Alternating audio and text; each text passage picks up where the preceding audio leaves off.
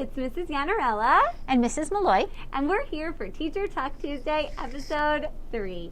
Today we're going to be talking about the importance and value of reading nonfiction text. When you expose your children to nonfiction text, you're capitalizing on their curiosity. We have found that even the most reluctant readers enjoy reading about topics that interest them. So when you're talking about your students and your children at home, I really want you to think about what piques their interest. And if you can find books, nonfiction books, where the author is writing to inform you about the topic, give them the opportunity to dive in. You're going to find that if your child really enjoys perhaps a sport or dinosaurs or the government, if you give them a text about those topics, they will be so excited and motivated to read because they want to become experts. And then most likely they're going to want to share all of their knowledge with you and the people around them. So today's tip is really just about giving them exactly what meets their specific interest level, because we have found, not only in our library, but also researchers across the world have found that it really does make that connection for our students and our children when we give them reading material that piques their interest. So not only are they going to enjoy it, but they're also going to gain vocabulary, they're going to gain information and knowledge base, they're going to really get a sense of the world around them, whether it has to do with animals or sports or, as I said, our government, our culture. It's really going to expand their horizons and create a student who becomes well-rounded as well as informed about a specific topic. Excellent.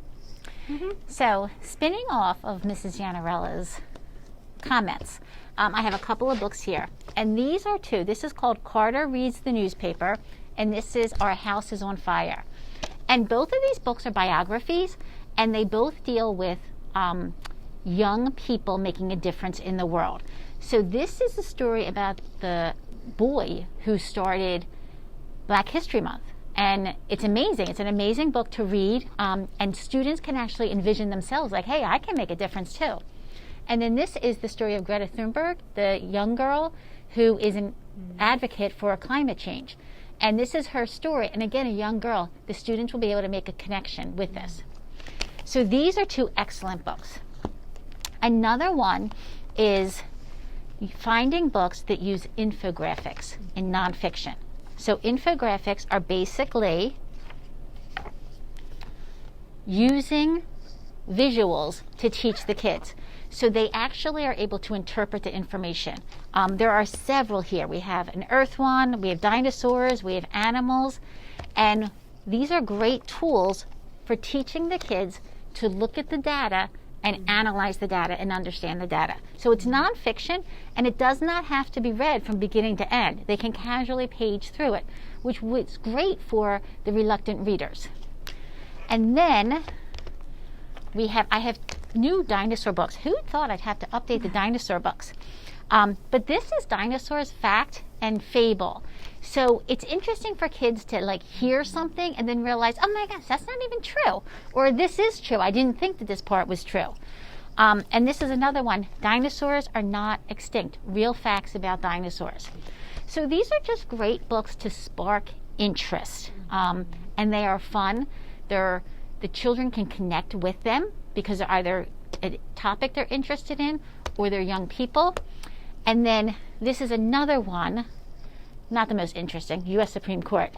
But in this, I just want to highlight teaching the students, the children, how to use the text features to understand the information. Like looking at this picture and then reading the caption to say, oh, it's the Supreme Court.